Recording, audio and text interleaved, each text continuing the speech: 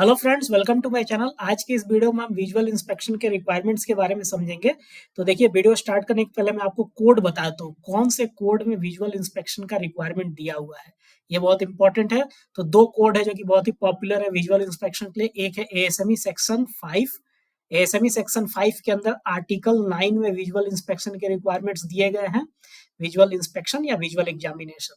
और आईएसओ का कोड है आईएसओ 17637। 17637 इसके अंदर विजुअल एग्जामिनेशन के रिक्वायरमेंट दिए हुए हैं। तो ये दो कोड है जिसके अंदर आपको विजुअल इंस्पेक्शन या विजुअल एग्जामिनेशन के रिक्वायरमेंट्स मिलेंगे। तो हम उन रिक्वायरमेंट्स में जो मेन रिक्वायरमेंट है उसके बारे में समझेंगे।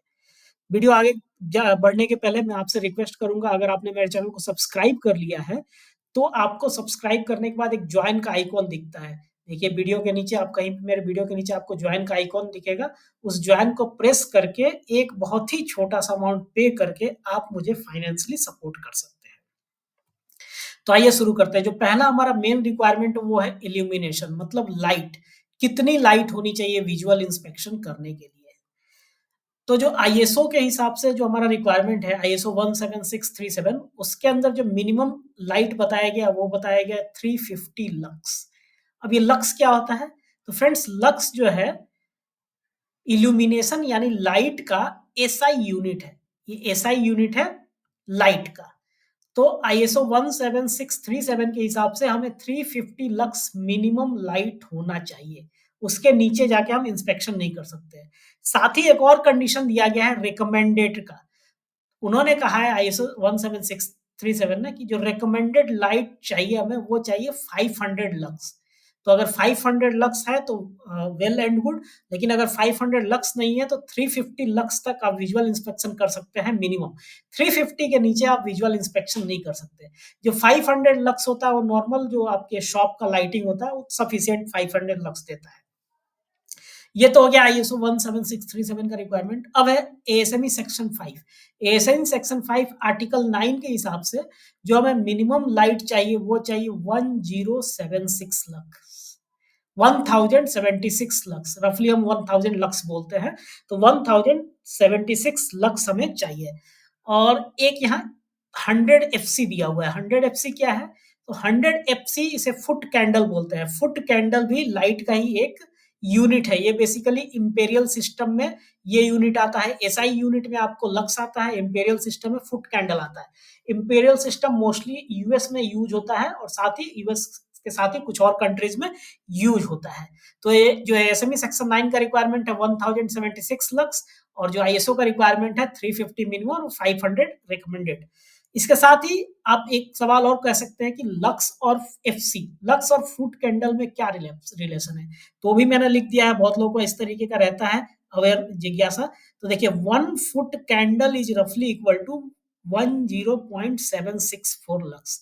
10.764 lux is equal to 1 foot candle. तो बेसिकली एएसएमई सेक्शन 9 में, एएसएमई सेक्शन 5 आर्टिकल 9 में जो मिनिमम रिक्वायरमेंट बनाया गया वो 100 फुट कैंडल का बनाया गया, और बाद में 100 फुट कैंडल को लक्स में कन्वर्ट किया गया। तो जब 100 फुट कैंडल को लक्स में कन्वर्ट करेंगे तो क्या करेंगे? 10.764 इंटू 100 करेंगे, इंटू 100 करेंगे तो रफली 100 इंटू 10.764 करेंगे तो रफली कितना आएगा? रफली आएगा 1076 लक्स। तो ये हमारे लाइट का रिक्वायरमेंट है। कई लोग इस तरीके के सवाल पूछते हैं कितना लाइट होना चाहिए। तो आज मैंने इस वीडियो में आपको क्लियर कर दिया आपको कितना लाइट मिनिमम होना चाहिए विजुअल इंस्पेक्शन करने के लिए। यहाँ पे एएसएमई ने भी ये मिनिमम ही दिया है, मैक्सिमम का कोई रिक्वायरमेंट नहीं दिया गया है, मिनिमम का दिया गया है। और आईएसओ ने भी मिनिमम और रिकमेंडेड का रिक्वायरमेंट दिया है। अब लेते हैं एक्सेस। जिस चीज को आप इंस्पेक्ट करना चाह रहे हैं, जिस चीज का विजुअल इंस्पेक्शन करना चाह रहे हैं, उससे हम कितनी दूरी पे खड़े होकर इंस्पेक्शन कर सकते हैं। तो दूरी और एंगल दोनों दिया हुआ है। ये दिया है दूरी जो है विद इन 600 mm। जो सरफेस, जिस सरफेस का आपको इंस्पेक्शन करना है उस सरफेस के 600 mm के रेडियस के अंदर आप होने चाहिए। और जो एंगल होना चाहिए वो 30 डिग्री एटलीस्ट होना चाहिए। अब इसको इस एग्जाम्पल से समझेंगे। फॉर एग्जाम्पल मान लेते हैं हमें ये ज्वाइंट का इंस्पेक्शन करना है। ये है आपका ज्वाइंट।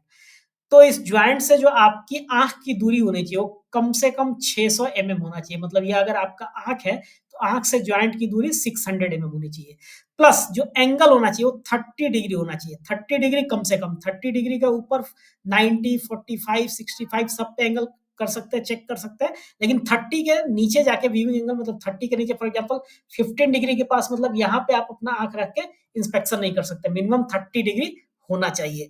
ये रिक्वायरमेंट आपको कौन से कोड में दिया गया है? तो ये रिक्वायरमेंट दोनों ही कोड में दिया गया है, एएसएमई सेक्शन 5 में भी सेम रिक्वायरमेंट है और आईएसओ 17637 में भी सेम रिक्वायरमेंट है। तो ये जो दो मेन रिक्वायरमेंट है, यही लोग पूछते हैं अक्सर कि कहाँ से हम कितनी दूरी से इंस्पेक्शन कर सकते हैं, कितने एंगल से कर सकते हैं, कितना लाइट से कर सकते हैं। तो मैंने इस कोड के हिसाब से आपको मैंने बताया कि कितनी दूरी, कितना एंगल और कितना लाइट होना चाहिए विजुअल इंस्पेक्शन के लिए। अब थोड़ा सा और एड ऑन कर लेते हैं। देखिए विजुअल इंस्पेक्शन करते हैं तो कई बार हमें कुछ एडिशनल इक्विपमेंट या इंस्ट्रूमेंट की जरूरत पड़ती है। तो जैसे फॉर एग्जांपल हम मैग्नीफाइंग ग्लास की भी कई बार जरूरत पड़ जाती है, अगर काफी माइनर है तो मैग्नीफाइंग ग्लास से देखते हैं। तो अगर हम मैग्नीफाइंग ग्लास का यूज कर रहे हैं तो मैग्निफिकेशन जो है 2 टाइम्स से 5 टाइम्स के बीच ही होना चाहिए, ना उससे उससे ज्यादा नहीं होना चाहिए। ये रिक्वायरमेंट आपको दिया गया है, आईएसओ में दिया गया है। मैग्निफिकेशन का जो रिक्वायरमेंट है 2 टाइम्स से 5 टाइम्स, x2 टू x5 ही होना चाहिए। इसके साथ हम कौन कौन से और इंस्ट्रूमेंट्स यूज कर सकते हैं, तो मिरर का यूज कर सकते हैं, वेल्डिंग गेज का यूज कर सकते हैं। वेल्डिंग गेज में आपको bevel angle, weld profile, fillet size, undercut वगैरह ये सब का डेप्थ ये सब मिल जाएगा। फिर आपको वेल्ड गैप गेज का यूज कर सकते हैं, लीनियर मिसअलाइनमेंट गेज बोलते हैं, हाइलो गेज उसका यूज कर सकते हैं, स्ट्रेट एजेस का यूज कर सकते हैं, मेजरिंग टेप्स का भी यूज होता है। तो ये सारी चीजें हम विजुअल इंस्पेक्शन के दौरान यूज कर सकते हैं। जैसे एक विजुअल इंस्पेक्शन में वेल्डिंग गेज का यूज हो रहा है, इसे ब्रिज कैम गेज बोलते हैं, एक मल्टीपर्पस गेज होता है। इससे आप एंगल ऑफ प्रिपरेशन यानी वीवल एंगल भी चेक कर सकते हैं, एक्सेस वेल्ड मेटल कितना वो चेक कर सकते हैं, फिलेट वेल्ड का लेंथ चेक कर सकते हैं, थ्रोट साइज मिसअलाइनमेंट काफी चीजें इसे चेक कर सकते हैं। फ्रेंड्स ये इस वेल्डिंग गेज को कैसे यूज करना है प्रैक्टिकली, इसका मैंने वीडियो अलग से बना रखा है। तो अगर आपको यूज जानना है कि कैसे हम वेल्डिंग गेज से वेल्डिंग के डायमेंशन चेक करेंगे तो वो वीडियो आप जाके देख सकते हैं, उसमें मैंने बताया है। साथ ही ये फिलेट वेल्ड गेज है, fillet weld gauge 3 mm to 25 mm तक का साइज चेक कर सकते हैं। ये एक आपका डिजिटल मल्टीपर्पस वेल्डिंग गेज है, ये डिजिटल मल्टीपर्पस वेल्डिंग गेज है। इससे भी आप angle of preparation, excess weld metal, fillet welding और थ्रोट साइज चेक कर सकते हैं। ये एक एडजस्टेबल फिलेट गेज है, एडजस्टमेंट फिलेट गेज से भी आप फिलेट के साइज चेक कर सकते हैं। और ये है आपका हाई लो गेज, इसे लीनियर मिसअलाइनमेंट वगैरह चेक कर सकते हैं, रूट गैप का में कितना ऊपर नीचे है, हाई लो कितना है, वो आप चेक कर सकते हैं। तो फ्रेंड्स आई होप आपको ये वीडियो अच्छा लगा होगा, अपने कमेंट्स जरूर दीजिएगा और हो सके तो मेरे चैनल को ज्वाइन कर लीजिएगा, इससे मुझे फाइनेंशियली सपोर्ट मिलता है। Thank you very much.